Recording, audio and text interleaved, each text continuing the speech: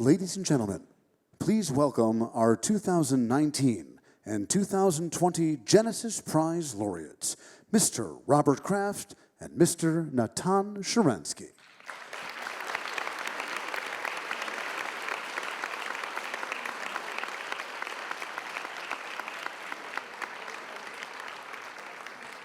And now, ladies and gentlemen, please welcome the 2022 Genesis Prize Laureate, Dr. Albert Bourla, accompanied by his wife, Mrs. Miriam Bourla.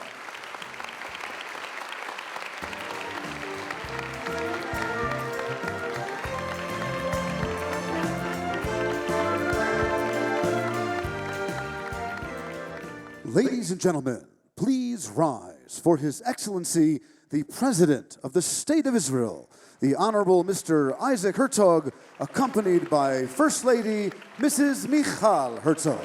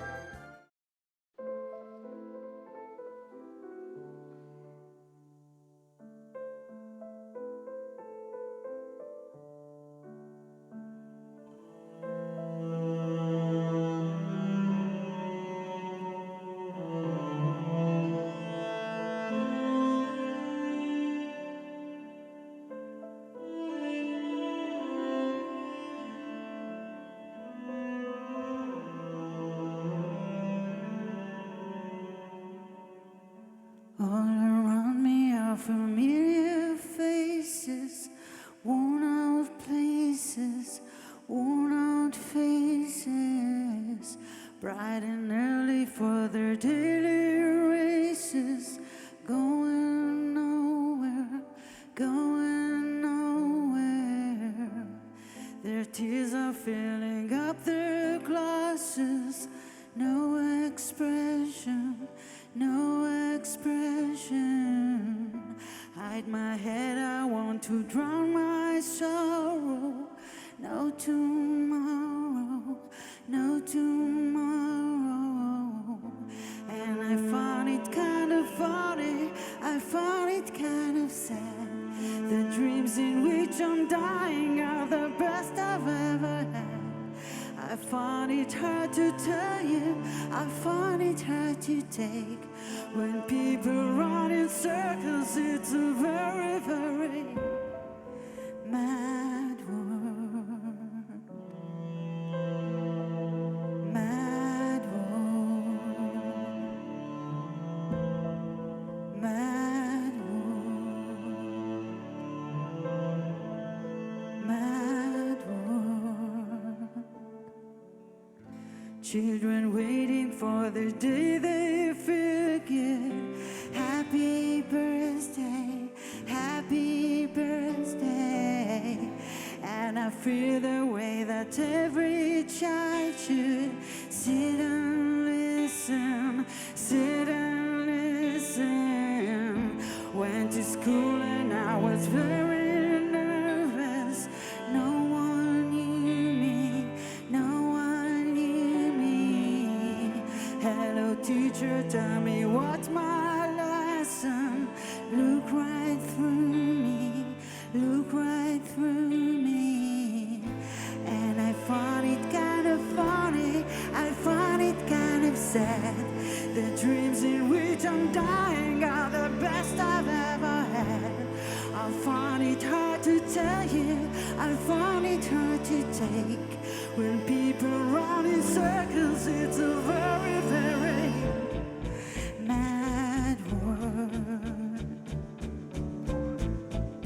Mad world. Mad world.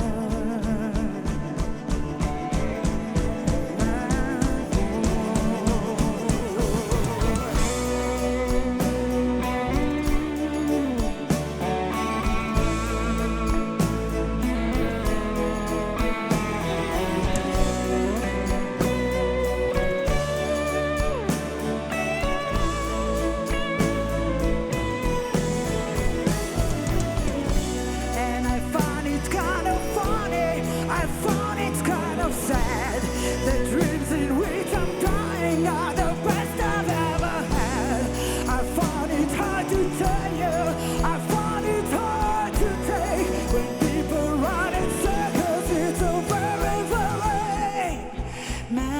mad war.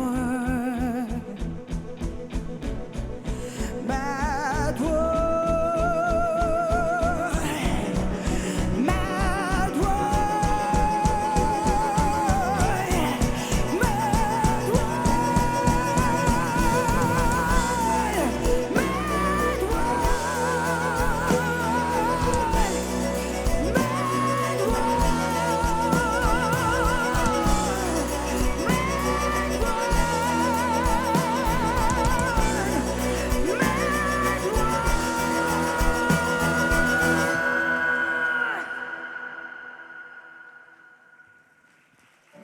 all around me are familiar faces, worn out places, worn out faces.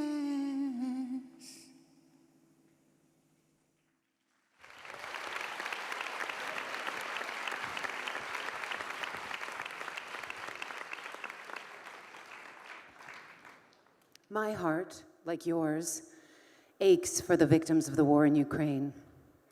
But as Leonard Cohen taught us, even in the midst of darkness, there is light. Even in the midst of death, there is life. Even in the midst of hate, there is love. Ladies and gentlemen, the star of Netflix series Suits, our host for this evening, Miss Sarah Rafferty. 'Cause you're a sky, 'cause you're a sky full of stars. I'm Good gonna evening. give you my heart. Welcome to the 2022 Genesis Prize ceremony.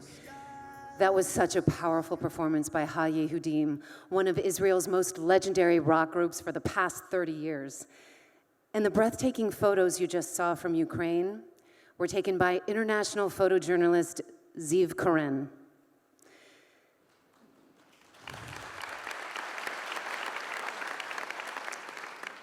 There are countless stories that remind us that around the world, and in this very room, there are so many who have answered the call for help. And I'm so inspired by all those who have used their voices to raise awareness of the ongoing tragedy, and who have given so generously of their time, their talent, and their resources to save lives. And so, it is so appropriate that this year, the Genesis Prize is honoring Dr. Albert Bourla, a man whose work as CEO and chairman of Pfizer has saved countless lives. And I am so honored to have been asked to be a part of this prestigious event that pays tribute to him.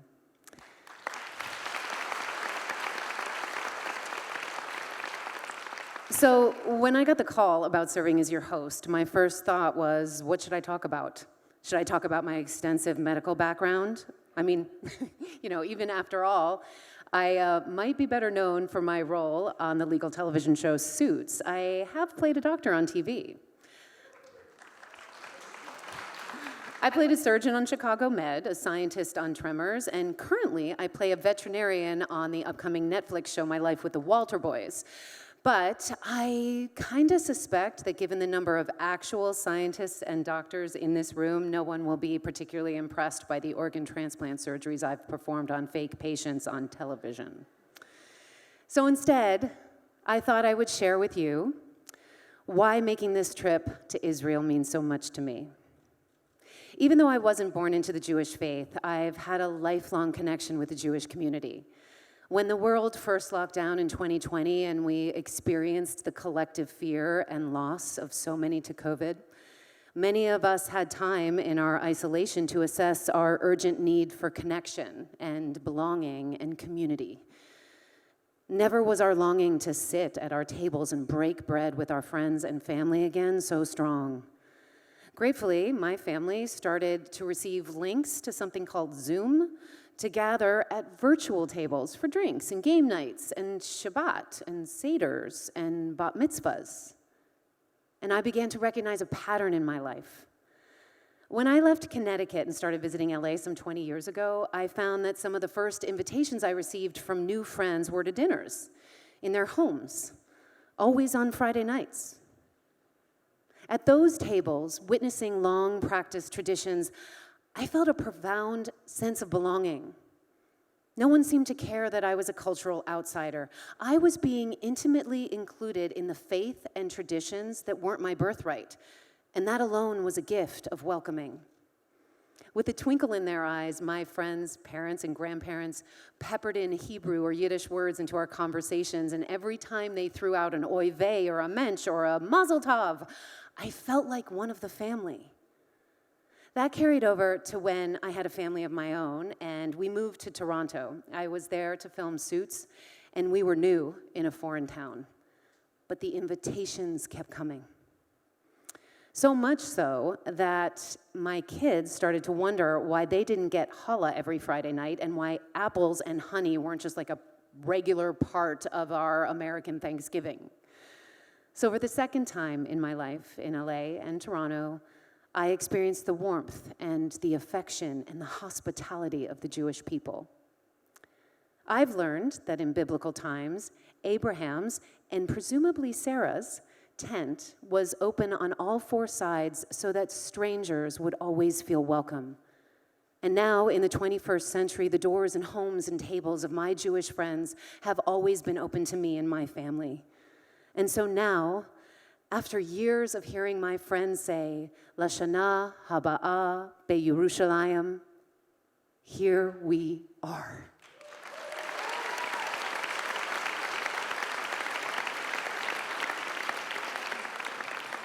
Every single person involved in this ceremony has opened their doors to me, to my husband, and my two daughters. I think you just saw one of them steal my balloon.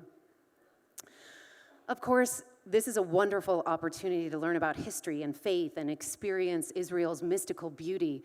But also, I know that this trip, this very moment in time, will shape a piece of my children's future selves.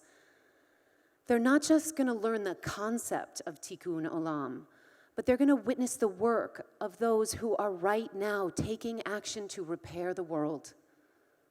That's what Israeli doctors and volunteers are doing in Ukraine right now, responding so generously to the needs of Ukrainian refugees. Some of these doctors and heads of NGOs are here with us tonight, and I want to thank them on behalf of the Genesis Prize Foundation and on behalf of all people everywhere who care about human suffering, justice, and helping your fellow human being.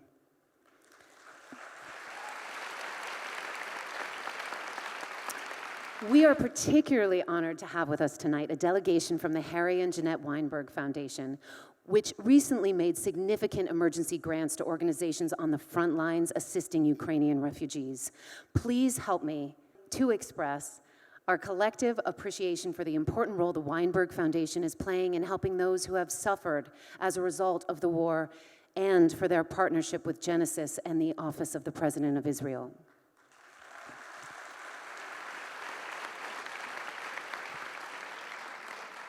Many of you in the audience have been to the Genesis Prize ceremonies before and are familiar with the excellent work of all those connected with the prize.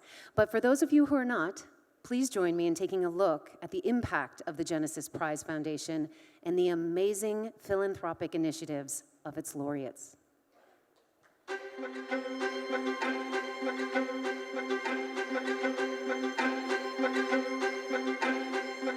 The Genesis Prize is a wonderful amplifier. Genesis Prize is going to people who are going to try and use it for good works. The Genesis Prize and its donors, they really dream of inspiring the next generation of Jews. The Genesis Prize selects a human being who is both Jewish and leaves his mark on the world.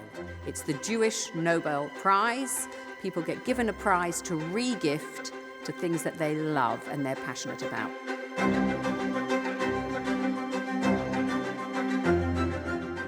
Genesis Prize Foundation saw a need for those in the Jewish community who were somewhat disconnected from their identities and their roots to be much more involved and appreciative of their heritage. Since inception in 2013, the Genesis Prize has leveraged the annual $1 million award into philanthropic initiatives totaling $45 million, with grants going to 200 nonprofit organizations in 31 countries, directly impacting the lives of tens of thousands of people. I am a judge, born, raised, and proud of being a Jew. Rabbi Sachs was a passionate advocate for Judaism and the rich heritage and wisdom it contained. It teaches the Israelis about world Jewish diaspora and its contribution to the world, and it teaches the diaspora about the centrality of Israel and about how Israel is contributing to the world. It highlights the connection between Israel and Jews in the diaspora, and it brings the diaspora Jews closer to Israel, and it gives the Jews abroad an understanding of who we are. Being Jewish was a core part of my identity from a very young age, and I was always very proud of it. The ceremony, the giving of the prize, is a message in and of itself. In this case, the medium is the message, because the ceremony brings together Israelis and diaspora leaders in a night of celebration. It's good to be home. Let me restate that. It's good to be home again. What makes us different than all the other prizes we read about? Our laureates have waived the prize money, and together the foundation works with the laureate to select a philanthropic theme where we work collaboratively to make a difference in the world. Most prize winners take the money home and they're certainly entitled to it. I don't begrudge it to them. Here what they have done is they've gone to the community and they've not only given that gift, but they have rallied other people to join them. The Genesis Prize has given me an opportunity to make some of my dreams come true, to help others the way I was helped. I feel you really are repairing the world to some degree in some small way. I had the privilege of a lifetime to work with such amazing individuals. The former president of the Israeli Supreme Court, Meir Shamgar, of blessed memory, retired Judge Tova Strasberg-Cohn, and of course, of blessed memory, Elie Wiesel. This is a people that had a vision of a world of justice and equality and peace. But if you want to make the world better, you must have strong identity. People that make your story bigger than your own. When you have this base, you can make the world better. The prize winner transforms the field, but they also get transformed. And they discover a part of their lives that they weren't so in touch with. That's a great unintended consequence of the prize, that not only do they move us, but we've had the ability to move them. Impact areas of the Genesis Prize is what counts. It's not only the ceremony itself, it's actually where the money will be directed to. The contribution of the Genesis Prize funding to 3 programs in Myanmar and in Uganda, it's a great example of how a Jewish organization like Genesis has supported our work to help the most vulnerable in these places. The basic characteristics of the work of the Genesis Prize Foundation are present in everything they do. The way they select their prize winner, the way they do programs on the ground, the way they run the ceremony. I think that in all these areas, there are common denominators of high quality and a real sense of responsibility for the voice they have in the Jewish world. The Genesis Prize, because of the projects, has done a very good job of raising the bar on what Israelis and Jews in the diaspora can do so we can learn from each other. The prize has enabled us to be a more active Jewish people. If you take the Jewish community in any society, the way that they have enriched the society in so many different ways and use that influence for the betterment of that society, that is that's an amazing thing. Think big, take chances, believe that tomorrow can be better than today, and understand that it's your responsibility to help make it so. I invite other philanthropists to join us and do what I did, do what Genesis did, and let us make an impact, let us make a change.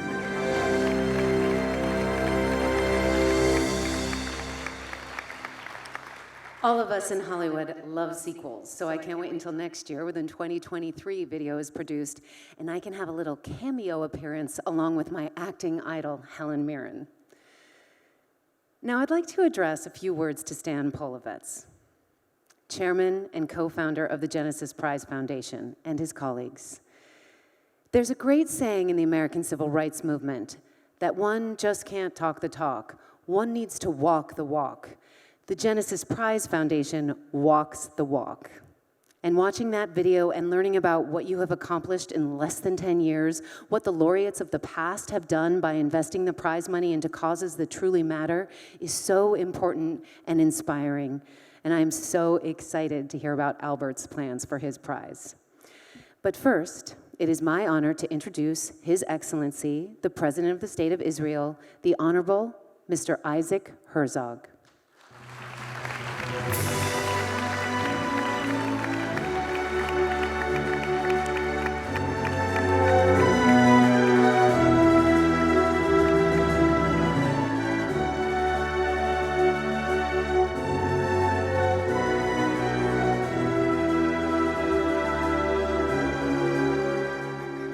Thank you, Sarah. By the way, my grandmother was Sarah. It's a wonderful biblical name.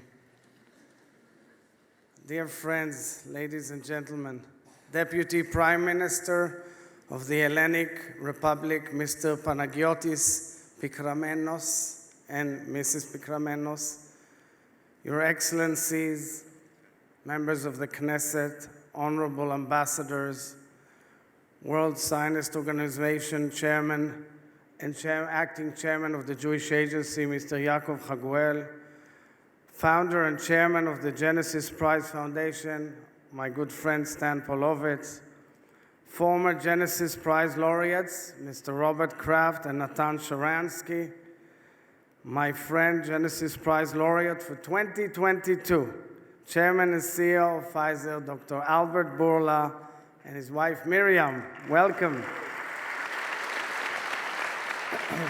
Ladies and gentlemen, first I'd like to acknowledge the presentation on the situation in Ukraine.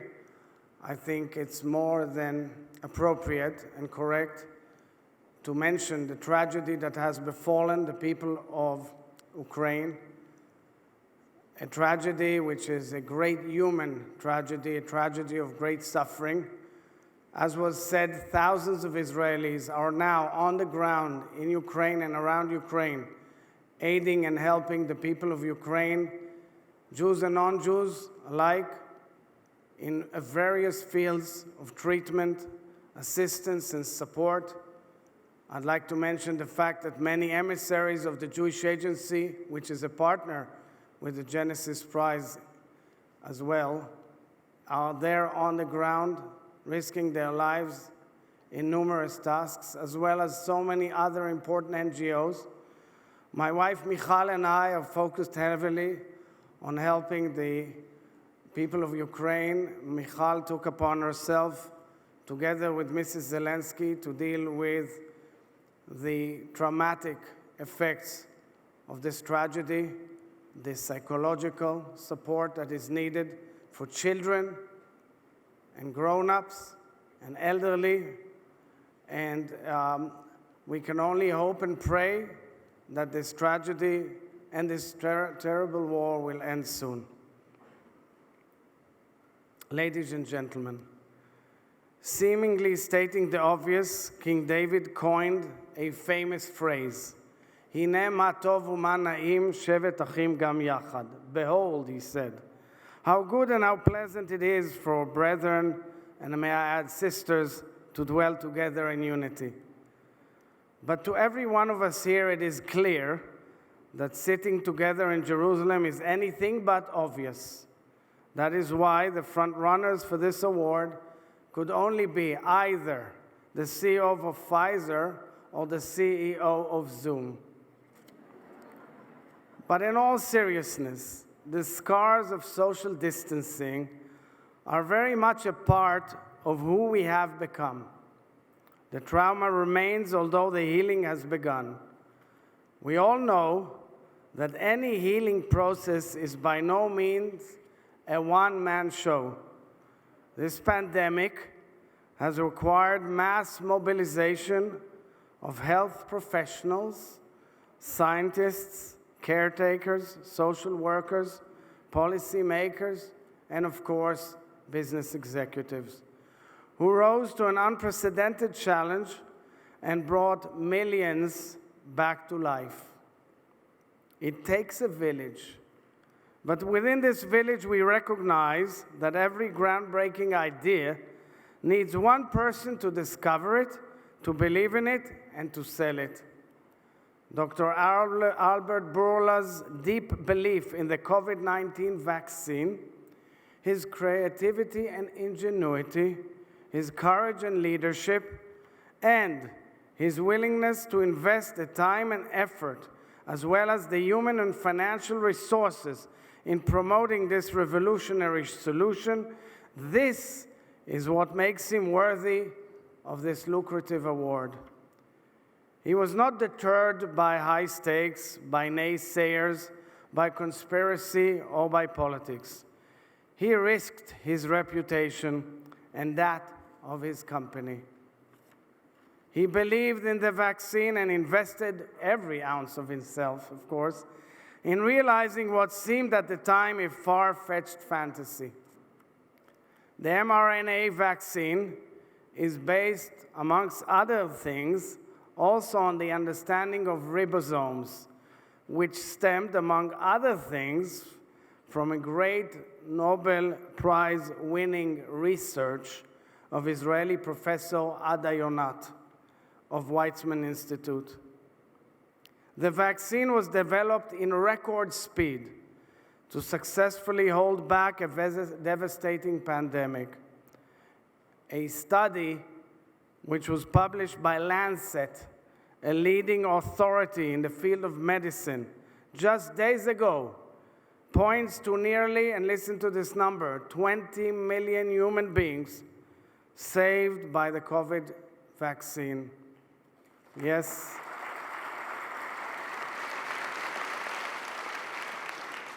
Indeed, the vaccine gave us freedom we thought we lost. It showed how the ingenuity of human beings can conquer a once-in-a-century plague. Jewish tradition famously teaches us that he who saves one life, kol hametzil nefesh achat, it is as if he saved an entire world. What then can we say about somebody whose initiative, courage, and action helped save a good part of the world? Perhaps we can say he has engaged in the noble calling of repairing the world, tikkun olam. To quote the words of Rabbi Lord Jonathan Sachs, Zecher Tzadik Livracha, recipient of the Genesis Lifetime Achievement Award, and he wrote, God teaches humanity acts, and together, when God teaches and humanity acts, they begin in the task of repairing and mending the world. Ladies and gentlemen, prior to assuming the presidency of the State of Israel, I had been involved with the Genesis Prize for several years in my then capacity as chairman of the executive of the Jewish Agency for Israel, one of the partners of the Genesis Prize. The vision of the Genesis Prize is to celebrate Jewish talent and achievement, to honor outstanding accomplishments and commitment to Jewish values, and to inspire Jews to connect to their heritage and to the State of Israel.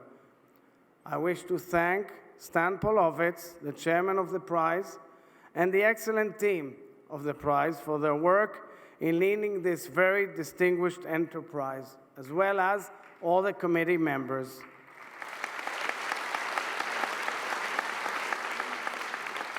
A prime example of this is tonight's recipient, Dr. Albert Bourla, who has dedicated the funds of the award to promoting Holocaust memorial initiatives, primarily in Greece.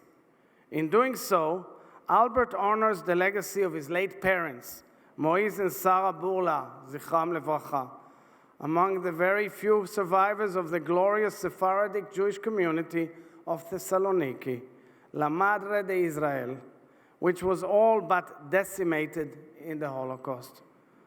Dear Albert, I know how deeply your parents' experience influenced your life and impacted your outlook. Even in the most extreme circumstances imaginable, hiding from the Nazis, narrowly escaping death, watching their families destroyed, even then, Your parents emerged with awe and gratitude towards the generosity, benevolence, and comfort humanity has to offer. I read that your mom believed you can do anything in life, that there's always a way. The way may not be clear in the beginning, but there is always a way. Such a powerful role model might explain Sarah Bourla's son playing a central role in offering the world a healing out of an overwhelming turmoil. So, dear Albert, your story is one of great poetic historic justice, and your deeds bring great honor to your family and community and to the collective Jewish people and the State of Israel, which honored you this week with a lot of affection, love, and respect. Ladies and gentlemen, in the Talmud, in the Brachot tractate, Masechet Brachot, we learn of a unique blessing reserved for one who sees a sage, whose universal wisdom has a far-reaching impact on humanity. The blessing, I feel, epitomizes the contribution of the man we're honoring and the spirit we're celebrating tonight. Baruch shenatan mechochmato lebasar vadam. Blessed is he who was given of his wisdom to flesh and blood. I congratulate you, Albert Bourla, and your colleagues and counterparts who are making such a critical impact on humanity whilst embracing your Jewish heritage and values and inspiring Jewish pride. And I thank again the Genesis Prize Foundation for presenting the opportunity to celebrating Jewish role models, to strengthen Jewish identity, and to build bridges between Israel and the Jewish world. Your vital role is inspiring Jewish pride and helping to ensure a vibrant Jewish future. Toda rabah to all of you. Bless you.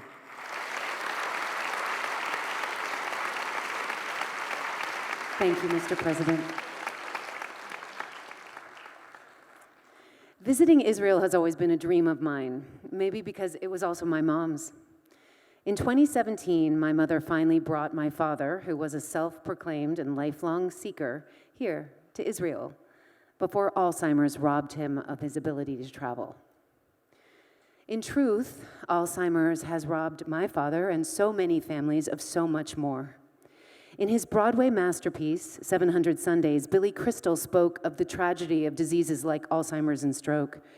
He said, they're like bank robbers. They break into your vaults and they steal the things that you treasure the most, the things that are most valuable to you, your memories.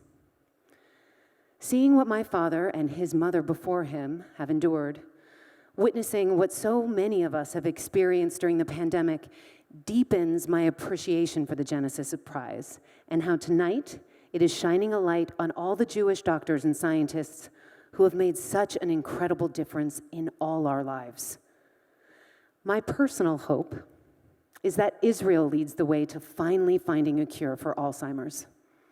After all, as Albert has pointed out, his team made the impossible possible, and there's no reason that Israeli doctors and scientists cannot finally find a cure for this debilitating disease. In fact, I'm sure they will.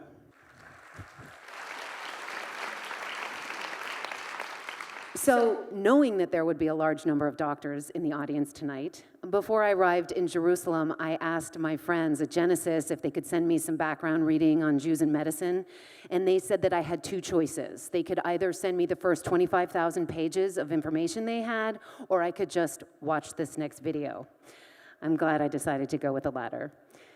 Please join me in watching a video produced by the Genesis Prize Foundation, especially for tonight's event. Jews in Medicine, a legacy of healing and hope.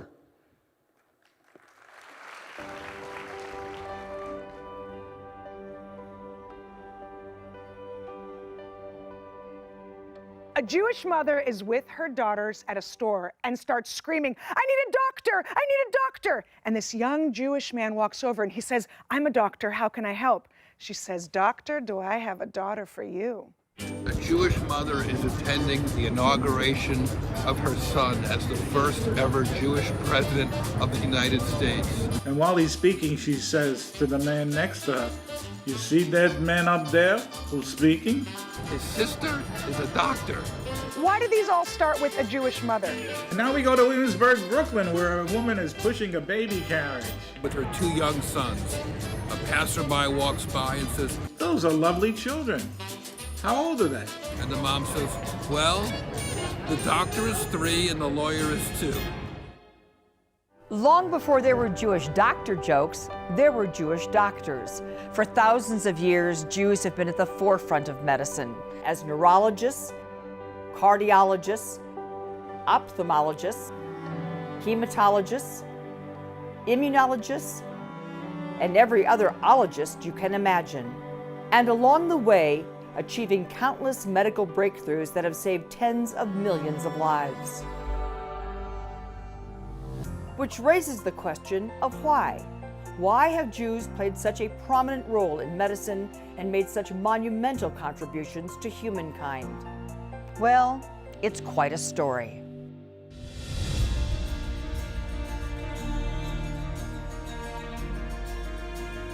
The unique legacy of Jews in medicine has its roots in the Jewish faith itself.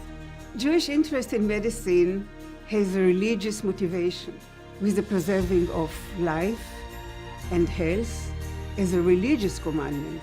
Christians believe that the disease comes from God, and God is going to heal it. So they were very passive. However, the Jews were very active, and medicine was always very important in Jewish society. There are 613 commandments in Judaism. 213 of them are of a sort of medical nature. There's a concept of pikuach nefesh in Hebrew, which means that the saving of a life is paramount. Yet religion is not the only catalyst behind this outsized role in medicine. In most of Western Europe, Jews were restricted in the acceptable occupations. They could deal in old clothes and rags. They could lend money at interest. They could practice medicine. And as a result, by the year 1500, nearly half of the doctors in Europe were Jewish. And because doctors possess a unique and essential set of skills, physicians have always been valuable to those in power. Even in countries where the Jews were expelled, the king says, "Go fetch me a Jewish physician." In Italy, at least 10 popes had Jewish doctors. In Egypt, Maimonides, the leading Jewish philosopher and scholar of the Middle Ages, served as a personal physician to the Sultan Saladin. Other world figures with Jewish doctors included Suleiman the Magnificent of the Ottoman Empire, Elizabeth I of England, Louis XIV of France, Catherine the Great of Russia, and even notorious anti-Semites like Ferdinand and Isabella of Spain.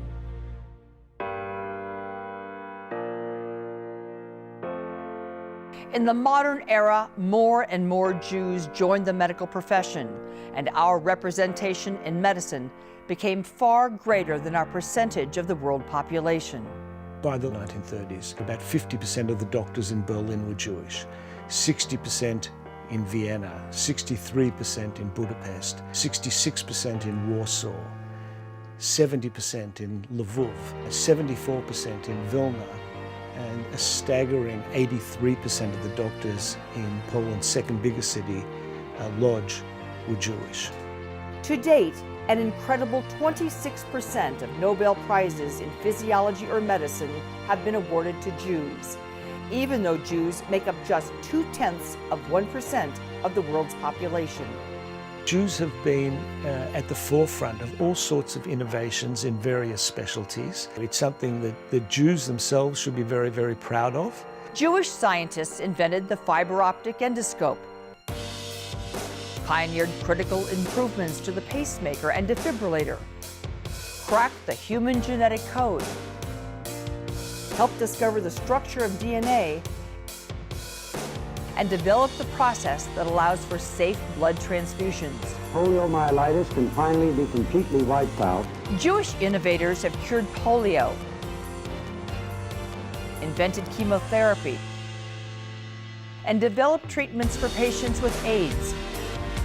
Each Human life has the same value as any other.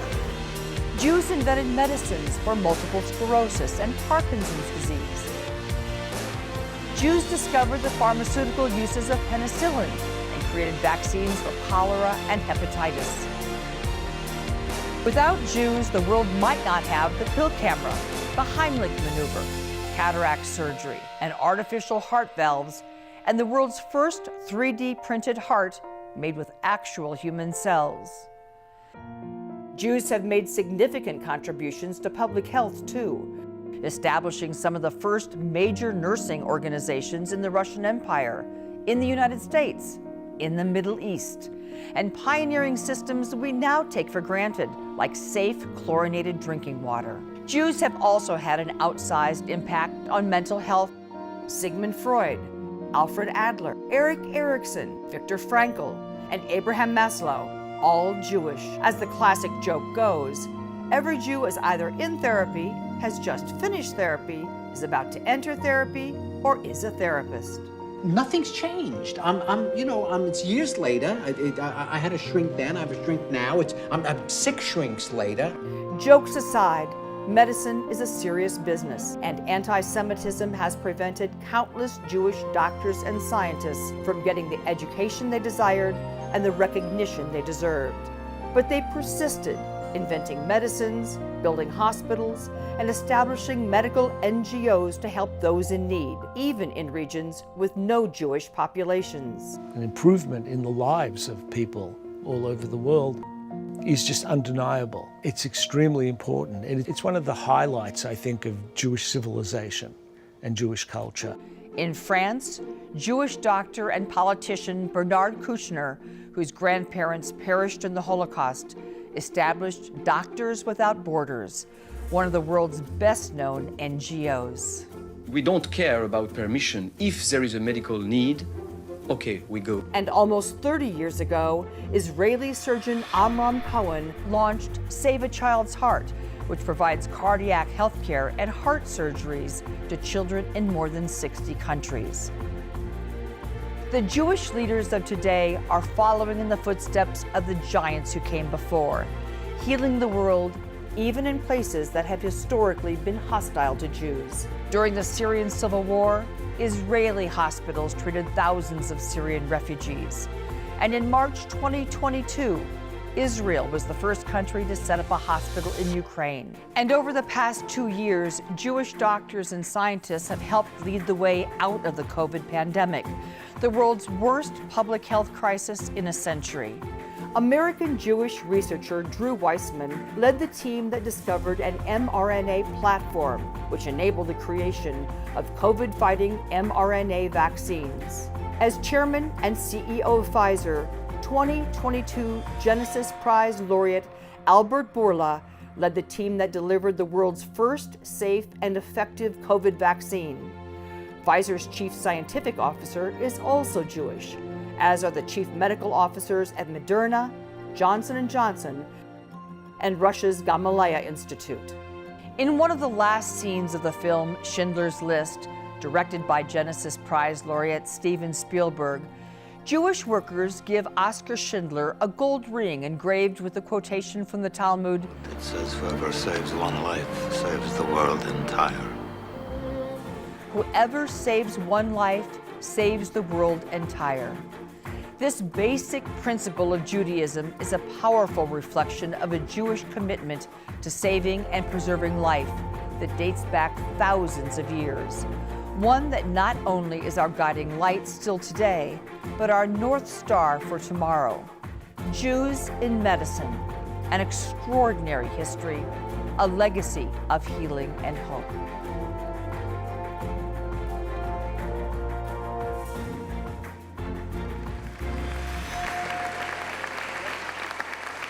Seeing that video, learning about the legacy of Jewish contributions to medicine and healthcare and science, I'm simply awestruck. And as amazing as those contributions have been, one can only wonder how many more there would have been. How many more medical miracles created, how many more lives would have been saved if 6 million Jews had not been killed during the Holocaust.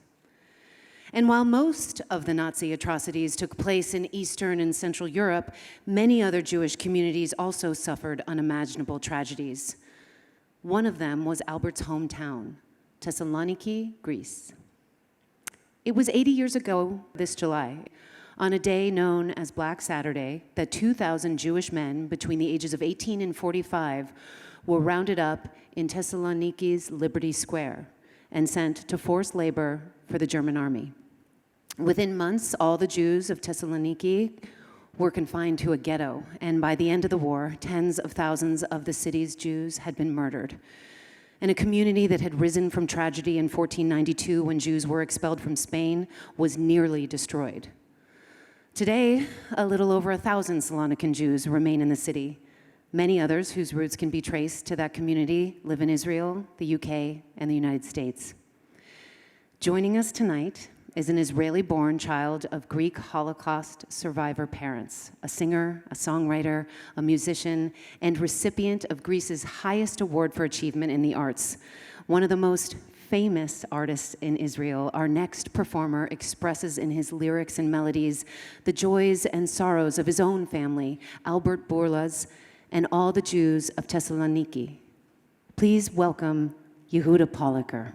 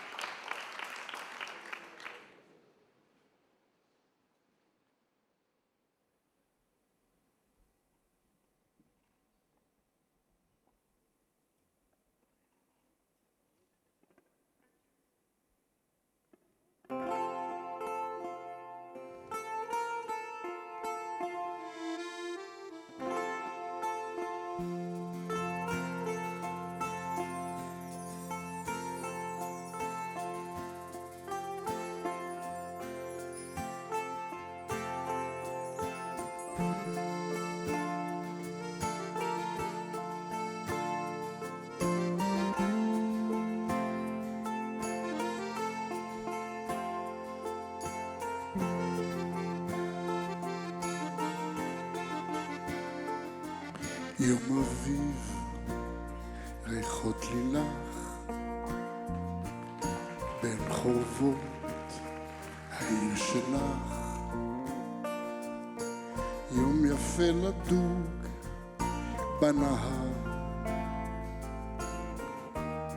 בתוכי הלב נשבר.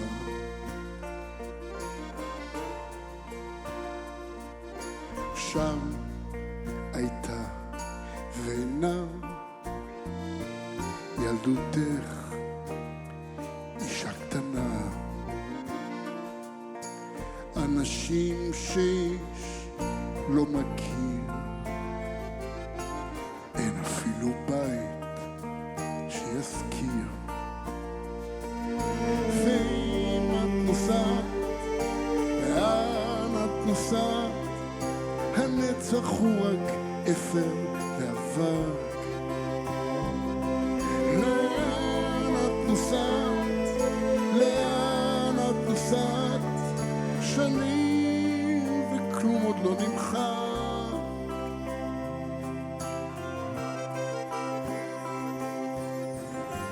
מי ימתיק לילותייך? מי יקשיב לבכייך? מי ישמור צעדייך בדרכך?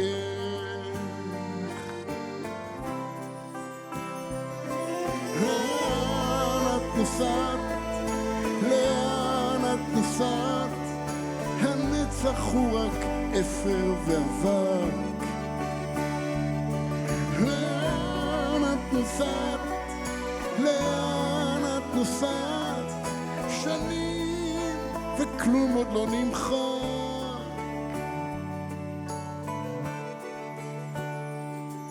קחי מעיל, יהיה לך קר.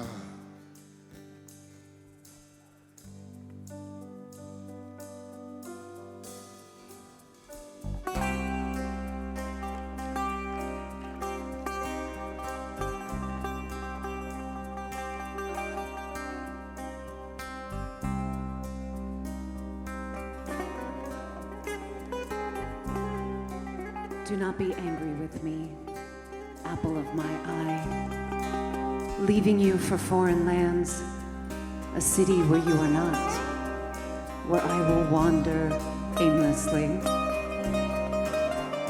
Do not wait countless years. One day I shall return on a dove's wing. The day will come eventually, bringing an end to my wanderings. Do not wait in vain, apple of my eye. A fire is burning, scorching the taste of your lips, the warmth of your body and mine. Nothing will I lose or forget.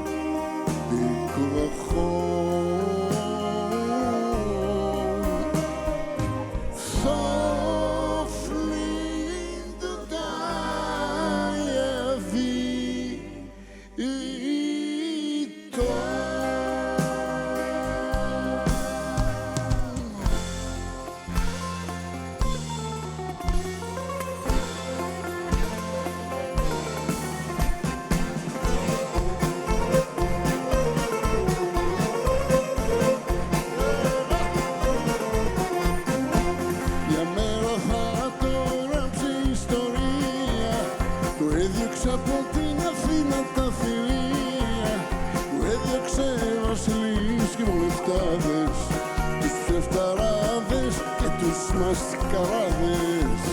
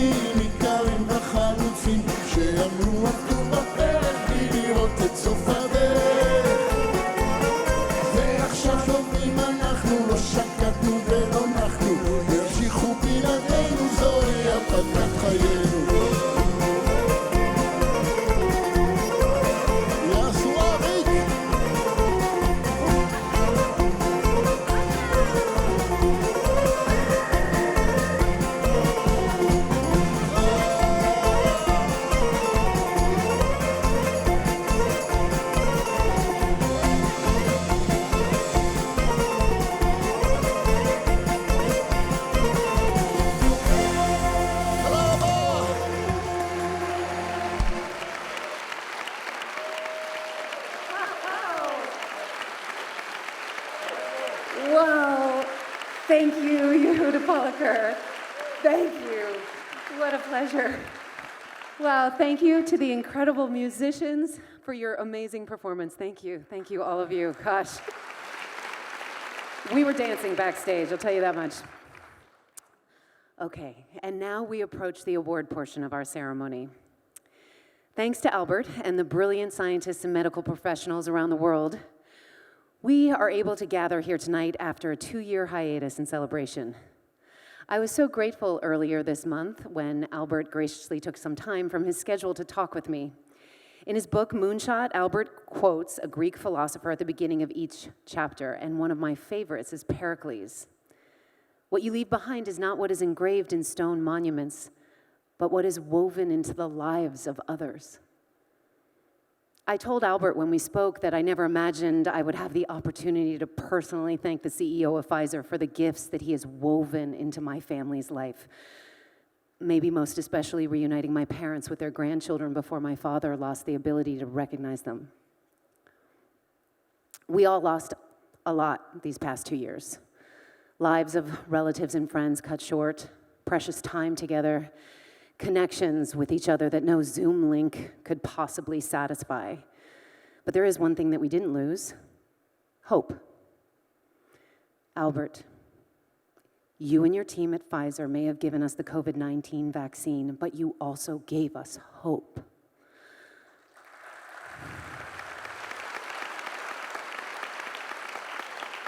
While we were all locked down, you were working around the clock to discover a way to save people. You enabled us to return to work. You restored our livelihoods. You connected us again face to face. You got our children back to school, opened the world back up again. You got us back to the table. I may not be able to give you a prize as important as the Genesis Prize, but I can offer this from my entire family. Thank you.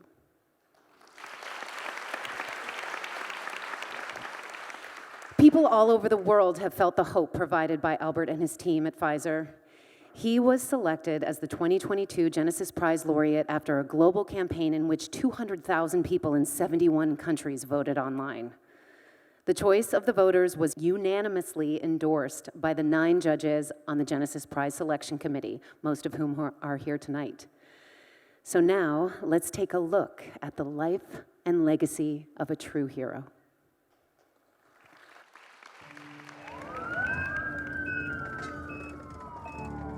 What struck me was how high the stakes were, how visible the risk was, how big the investment was, and how fearless Albert was in taking that risk and demonstrating the confidence he had in his colleagues and the importance of the work to the world. Να καταθέσω την σταθερή διπλή αφοσίωσή του. Τη μία στην επιστήμη, από την άλλη στην επιχειρηματικότητα, στον κοσμοπολιτισμό αλλά και στον πατριωτισμό του, στην οικογένειά του αλλά και στους συνεργάτες του. His decision to share his personal story is incredibly important because that's what helps us all connect with him on a human level.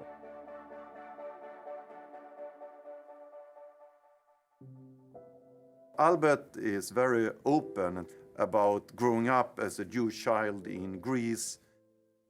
What existed in Thessaloniki was a very vibrant Sephardi community, one of the most vibrant in the world. It was called the Little Jerusalem. The entire community was exterminated in the Second World War. 4% only survived, among them my father and mother. My mother was pulled from a firing squad minutes before being killed, saved by a bribe to one of Hitler's generals. And my father and uncle happened to be outside of the neighborhood when the Nazis came to load the trains for Auschwitz. So when you're living in a place that very few of the citizens are Jewish, you come together as a group and you help and support one another. These accounts of my family's unlikely survival made me an optimist. They helped me believe that nothing is truly impossible. For many people, those type of experiences bring darkness into you. But what I learned from Albert is that these difficult experiences can be turned to something that is a strength for you in general and particularly during these difficult times. Ο Άλμπερτ ήταν από την πρώτη στιγμή που γνωριστήκαμε, από την πρώτη στιγμή που πήγαμε στο σχολείο, ηγετική μορφή. Ήταν ένας ξεχωριστός άνθρωπος. Βγάζει τον καλύτερο εαυτό όλων μέσα στην τάξη, σαν αρχηγός, σαν πρόεδρος της τάξης που ήταν. My father had two dreams for me. He wanted me to become a scientist and was hoping I would marry a nice Jewish girl. I'm happy to say that he lived long enough to see both dreams come true. First impression, very interesting, very smart. He has very, very good mind, but mostly I'm interested in his soul. We got engaged and then we got married. It was in the synagogue of Thessaloniki where everybody got married there. It was actually the same synagogue that my parents got married. All the Jewish community came. And of course, all our friends. It was a wonderful, wonderful day. I still remember it. 2000, we were in Poland. This is where I gave birth to our two kids, Celis and Mois. Seeing Mois and Celis grow up into the young adults they are today has been one of the joys of my life. It always keeps me connected to my purpose. You know, there was a lot of pressure during the development of the vaccine. The fact that I had all of them around me was for me a big relief. It was my harbor. This is where I would go to relax, to feel safe. It's really hard to believe that it was only 2 years ago that the entire world was struggling with how to deal with this pandemic. Albert was determined to bring to bear all of Pfizer's capabilities to create a vaccine in record time. Well, Albert used to always say failure is not an option. With him, it wasn't just words. So there was a real sense that he was deeply committed to this. That's where his leadership really made the difference, where his conviction and his force of character were critical elements to making sure that we succeeded. I remember I sat down, I took a glass of wine, and then all of them came around me, my daughter, my son, Miriam.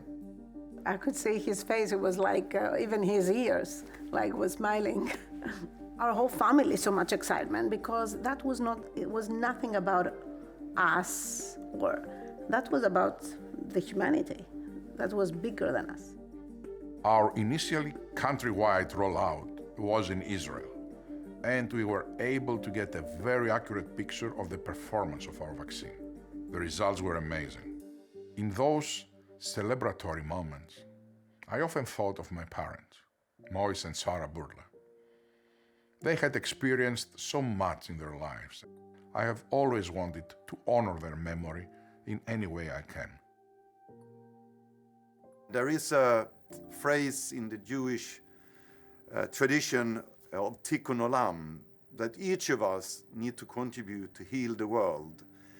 And every life that you can save has a symbol of you saving the entire world. Our vaccine could and turned out to save the world.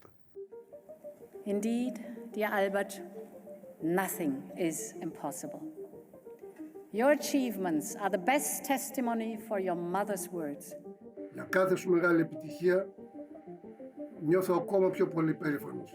Κάθε φορά πιστεύω ότι δεν μπορεί να γίνει να νιώσω παραπάνω περηφάνεια, αλλά κάθε φορά νιώθω. I had the opportunity to witness firsthand your dedication, your commitment, your professionalism, your humanity. Thank you for everything you've done. Keep on doing it. I also want to thank Albert Bourla, Pfizer's CEO and chairman. He and I and his entire team have really, he's really stepped up at this critical stage in our fight against the pandemic.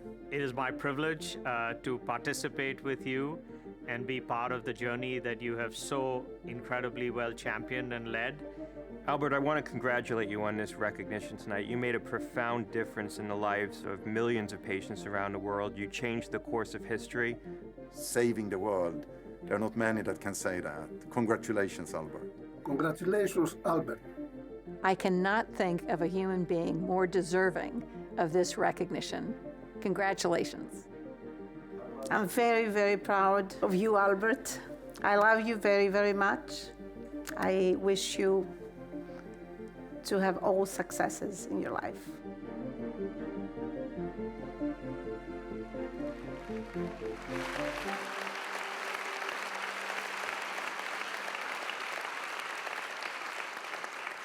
Let me reiterate what Sue Desmond-Hellmann said in that video. I can think of no person more deserving of this honor and recognition. As we just saw in the film, the development, testing, and production of the Pfizer COVID vaccine was a historic success thanks to the Herculean effort of Dr. Albert Bourla. But the next phase of the process was just as crucial, quickly getting the vaccine into the hands, or rather the arms, of the billions who needed it. Israel was the first country outside the US to get the vaccine, saving thousands of Israeli lives. And that is largely thanks to the work of Israel's then ambassador to the US, Ron Dermer. Please welcome Ambassador Dermer.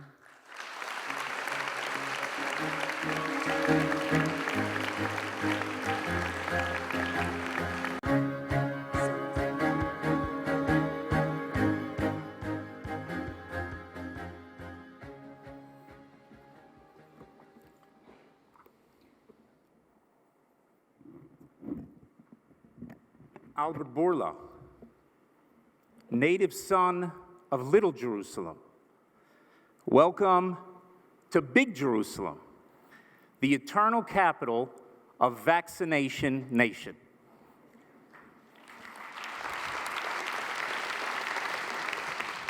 Albert, thank you for being here tonight so that the people of Israel can convey a small sense of the immense gratitude that we feel for you.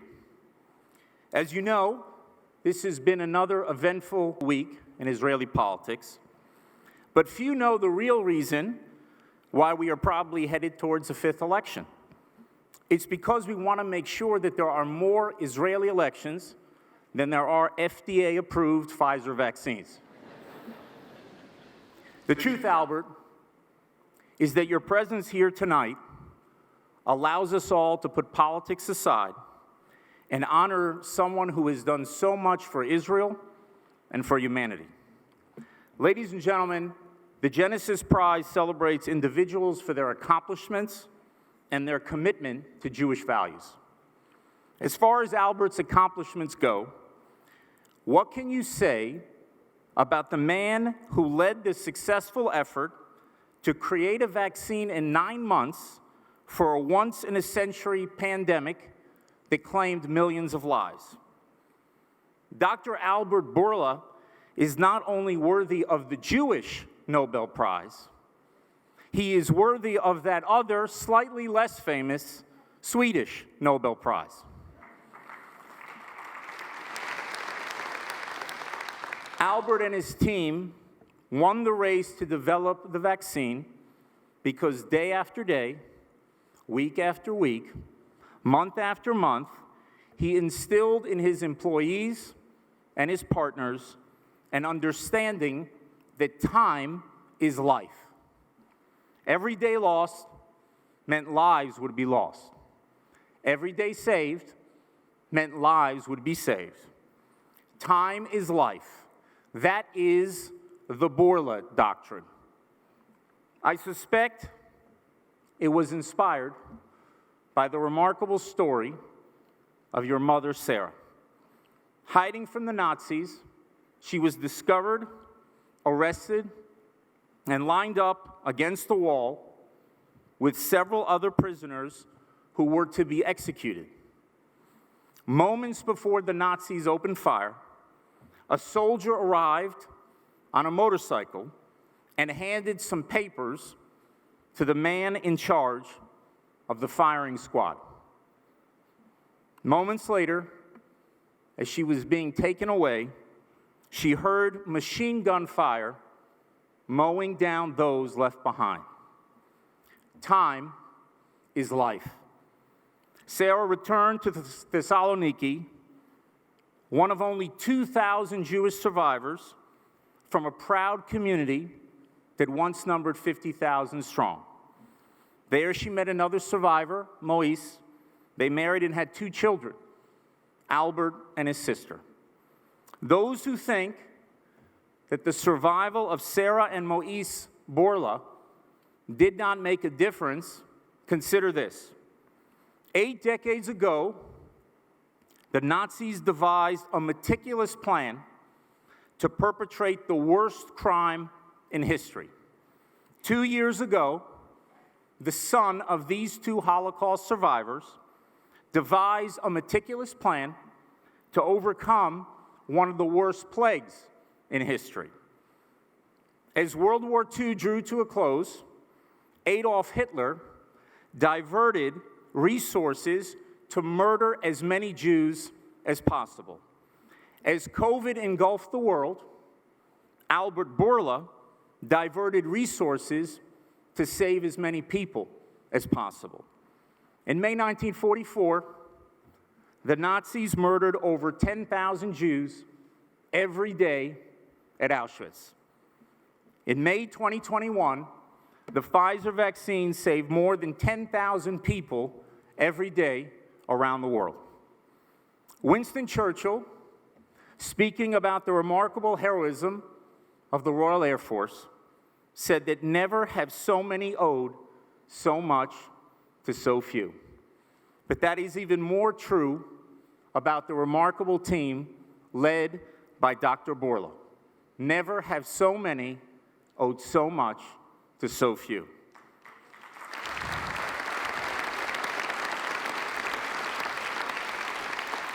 Ladies and gentlemen, the COVID vaccine was a triumph of the human spirit, but it was also a triumph of the Jewish spirit, the spirit of Albert Bourla.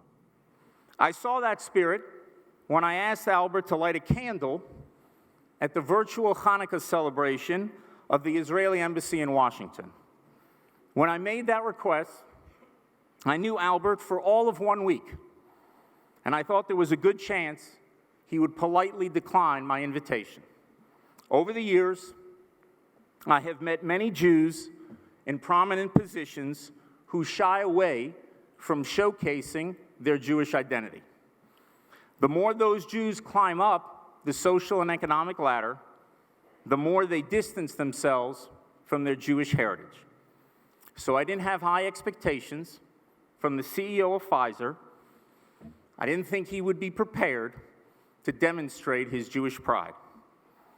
But when I watched the video Albert sent me, I saw the depth of that pride. He was wearing a large kippah and stood in front of a giant menorah. Instead of mouthing a few platitudes about the holiday of lights, Albert spoke passionately about the story of Hanukkah. He even thanked God. Over the next few weeks, I saw Albert's Jewish pride and values countless times. I saw it in his determination to bring light to all the nations. I saw it in his commitment to ensure that poorer countries would obtain vaccines for their citizens. I saw it in his humility and in his decency. I also saw it in his resolve, indefatigable resolve to help Israel.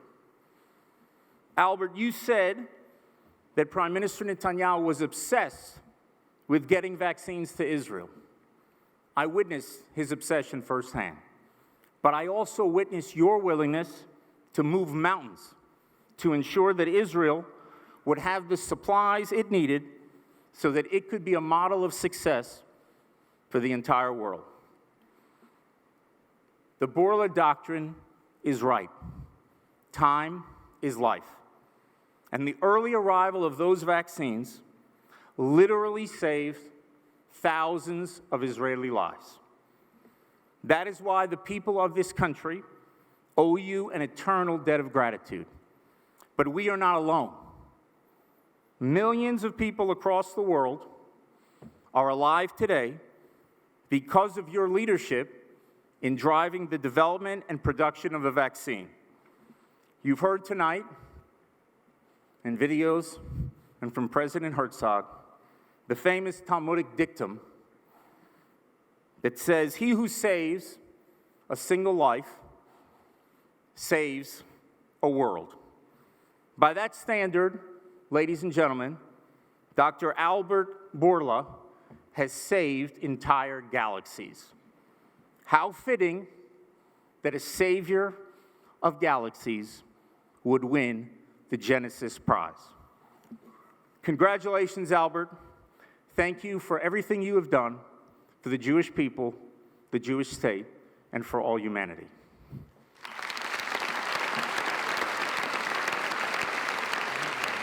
Thank you, Ambassador Dermer.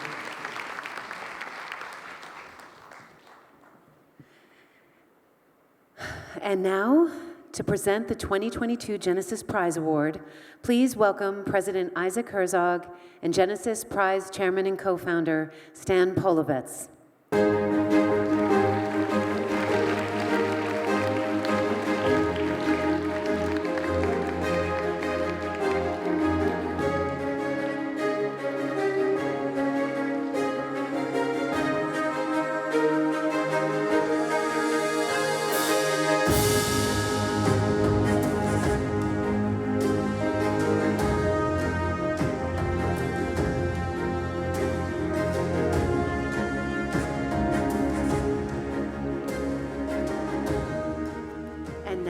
Please welcome our laureate, Dr. Albert Bourla.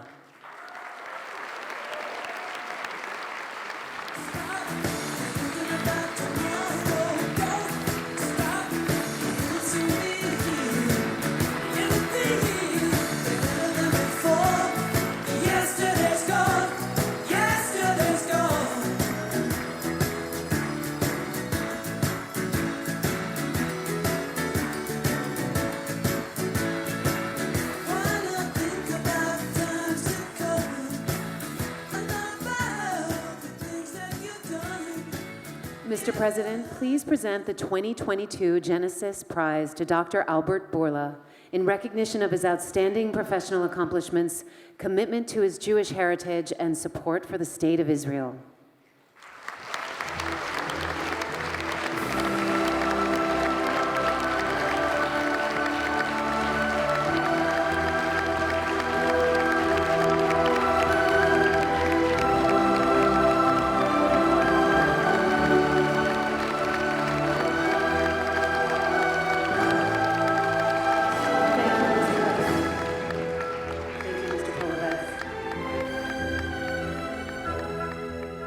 Congratulations, Albert.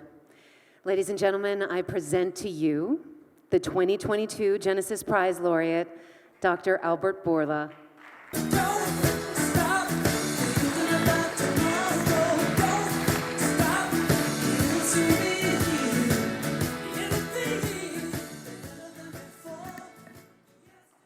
I didn't expect at my 60 to have tears in my eyes, but that was a very emotional moment for me. Thank you.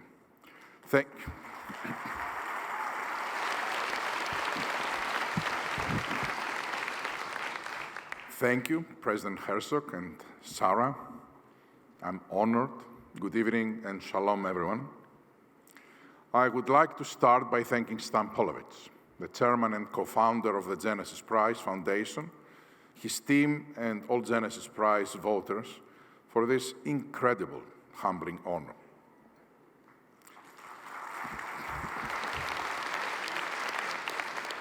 And of course, I want to acknowledge Isaac Herzog, President of the State of Israel, and Ambassador Dermer,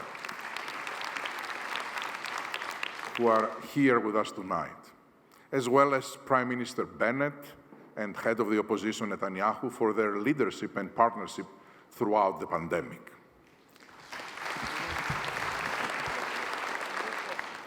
True to its history of innovation, compassion, and being a beacon of hope for the world, Israel continues to be one of the leaders in the battle against COVID-19. And this is thanks to your efforts and your conviction. Lastly, I want to acknowledge two fellow Genesis laureates who are with us this evening. Robert Kraft, one of the world's great philanthropists, and a champion for justice, tolerance, and inclusiveness. And of course, Natan Sharansky, the legendary advocate for freedom, democracy, and human rights. Gentlemen, it is a true honor to be mentioned in the same breath as both of you. Congratulations, and thank you for being here with us tonight. It's a great honor for me.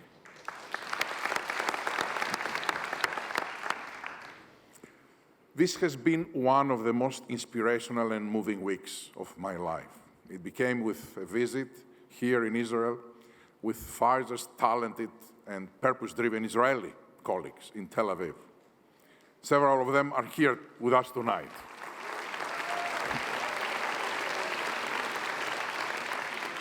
And I'm grateful both for their important work they are doing for patients and for coming to celebrate with us this evening. I also had the opportunity to tour both Jerusalem and Tel Aviv and to visit Yad Vashem, which was an incredibly moving and personal experience. And tomorrow evening, I will have the honor of addressing the graduating class of the Technion Institute. This trip has evoked wonderful memories of my first visit to Israel 45 years ago. I spent nearly 2 months here when I was 15 years old, and I was amazed by the Israeli people's sense of pride and welcoming nature. It was palpable, it was energizing, and it was uplifting. And it was clear to me, even as a teenager, that Israel was committed to being a safe harbor for Jews from around the world.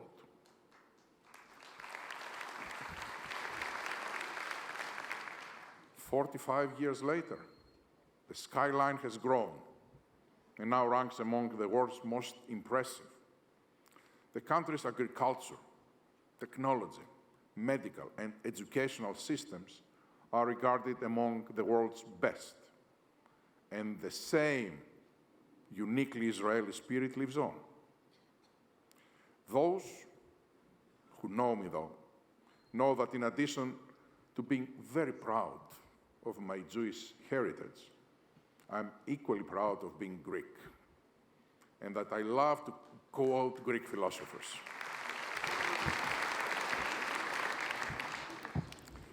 When I think of both Israel and of my Jewish upbringing, there are 2 quotes that come to mind.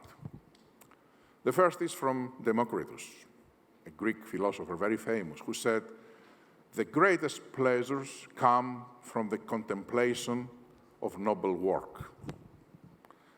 This notion, perhaps more than any, explains why Israelis are such a joyful people. Israel and its people have a long history of humanitarian work and a deep and enduring commitment to democracy, to justice, and to equity. We have been reminded of this again during the pandemic, as you have worked tirelessly, not only to immunize your citizens, but also to collect real-world data regarding the vaccine safety and efficacy that benefited people all around the world. My colleagues and I will be forever grateful for this partnership between the State of Israel and my company. At Pfizer, we strive to be an agent of good for the world as well. In addition to developing and manufacturing breakthrough medicines and vaccines for patients, we are increasingly taking actions to help others in need. Last September, for example, we committed to hiring at least 100 refugees by the end of this year, and to mentoring at least other 150. Today, I'm proud to say that we are making great progress to these goals, having already hired 50 people and begun mentoring 70 more. We also have expanded our efforts from the US to Pfizer offices in Greece, Germany, Belgium, and Italy, seeking to reach refugees from Ukraine, Afghanistan, and other parts of the world. But that brings me to the second quote I wanted to use. And this is from perhaps my favorite Greek philosopher, my mother, Sarah Bourla, who always said to us, nothing is impossible. I can still vividly remember her wagging her finger and telling me, don't you tell me you can't do it. Just go and do it. When I was nervous, actually about running for class president as a young student. You see, I was the only Jewish in the school for the first 5 years until my cousin came to the school. And I was concerned that I might not be elected because of that. Thankfully, I followed my mother's advice and eventually I won. My mother's courage and optimism came from her experience of narrowly escaping death and the hands of the Nazis. In fact, both of my parents turned their experience surviving the Holocaust into something positive and life-affirming. This clearly helped shape my worldview and ignited my desire to pursue a purpose-driven career that would benefit others. This belief that nothing is impossible is also driving Pfizer's work across all therapeutic areas as we work to defeat some of the world's deadliest and most devastating diseases. I couldn't be prouder of my colleagues' enduring commitment to taking on such daunting challenges and achieving new breakthroughs.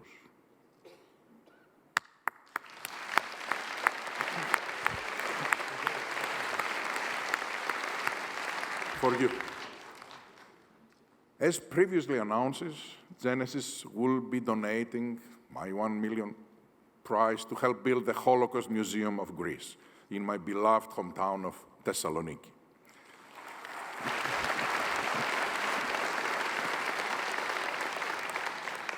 In that spirit, I'm thrilled to say that there are two extraordinary people in the audience who have dedicated more than 6 decades to preserving the memories of those murdered in the Holocaust. Serge and Beata Clounsford.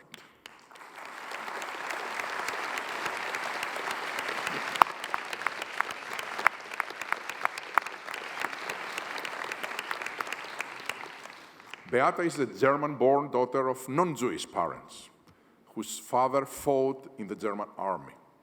Serge is a Romanian-born son of Jewish parents, whose father was captured by the French Vichy police and killed in Auschwitz.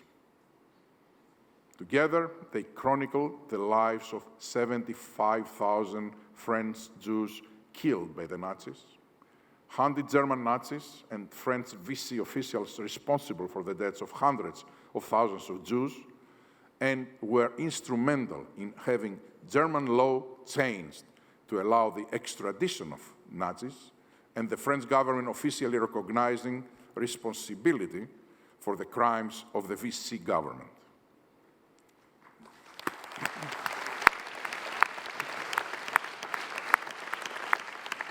Inspired by their lifelong dedication to preserving the memories of French Holocaust victims, I am honored to announce that the Genesis Prize Foundations and myself are making a donation to support the important work of the sons and daughters of Jewish deportees from France, a foundation established by the Klasfelds more than 40 years ago.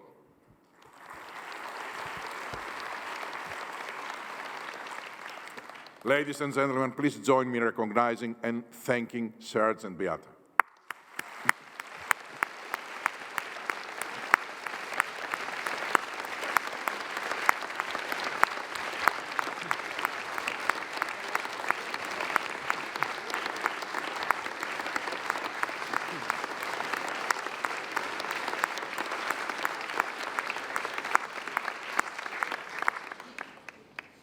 Let me close now by thanking two groups of people who mean the world to me. First, I want to thank my Pfizer colleagues who are with me this evening.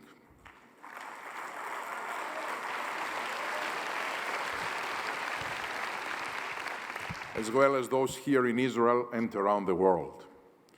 Their unwavering and enthusiastic commitment to Pfizer's values, courage, excellence, equity, and joy is what allows us to deliver breakthroughs that change patients' lives. And I want to thank my family.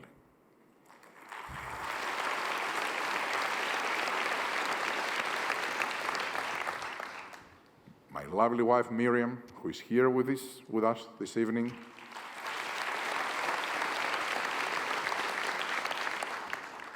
And my amazing children, Moise and Celise, who of course are not with us tonight. You're my rock, you're my inspiration, you're my safe harbor, and my constant source of joy. I love you. Thank you again for this incredible honor. It is truly one of the greatest moments of my life. Thank you.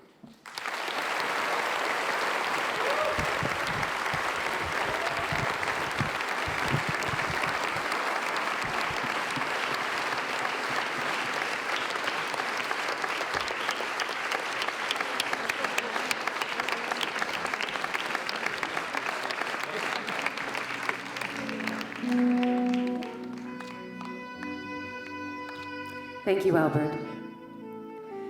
Here to salute through song the legacy of healing and hope we've gathered to honor this evening is an award-winning singer, television host, Broadway star, and actress. Ladies and gentlemen, please welcome Shiri Maimon.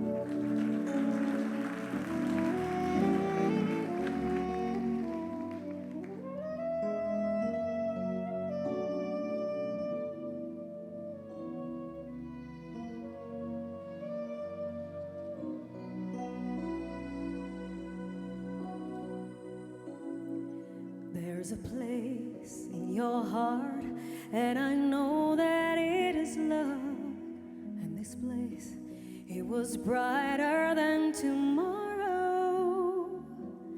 And if you really try, you'll find there's no need to cry. In this place, you feel there's no hurt or sorrow. There are ways to get there. If you care enough for the living, make a little space, make a better place, heal the world, make it a better place for you and for me and the entire human race. There are people dying. If you care enough for the living, for you and for me. If you want to know why, there is love that cannot lie. Love is strong, it only cares of joyful giving. And if we try, we shall see. In this place we cannot feel fear or dread. We stop existing and start living. Oh, that it feels that always love's enough for us growing. Make a better world. So make a better world. Heal the world. Make it a better place for you and for me and the entire human race. There are people dying. If you care enough for the living, make a better place for you and for me. And the dream will work conceived and will reveal a joyful face. And the world we once believed in will shine again in grace. Then why do we keep stringing life with this earth's fire told? Though it's plain to see this world is heavenly, be God's glory.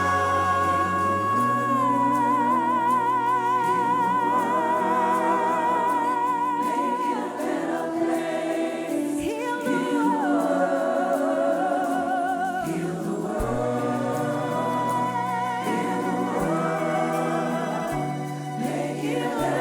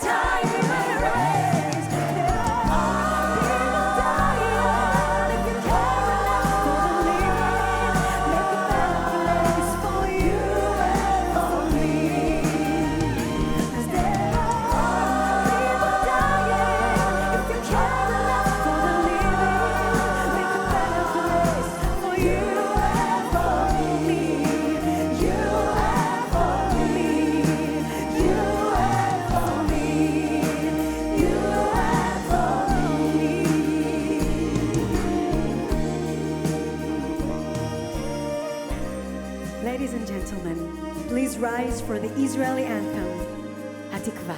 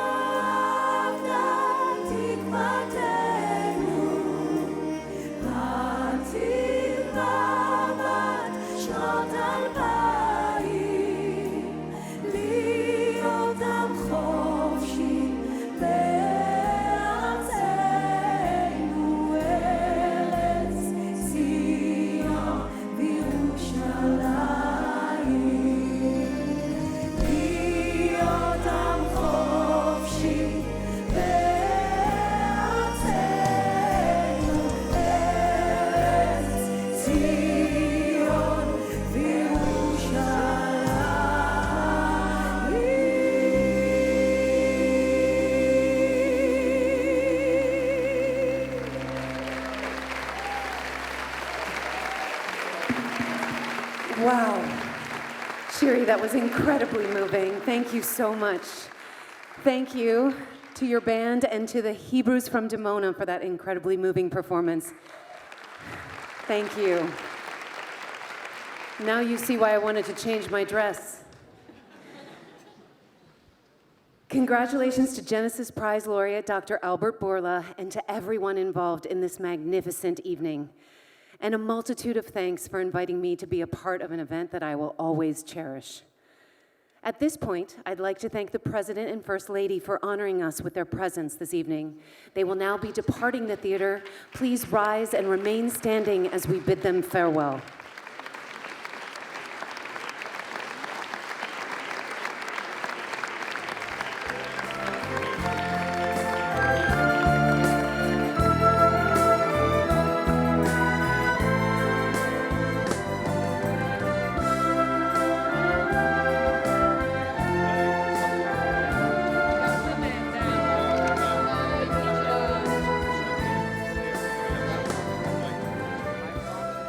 Thank you all. Be safe, be well, and Laila Tov.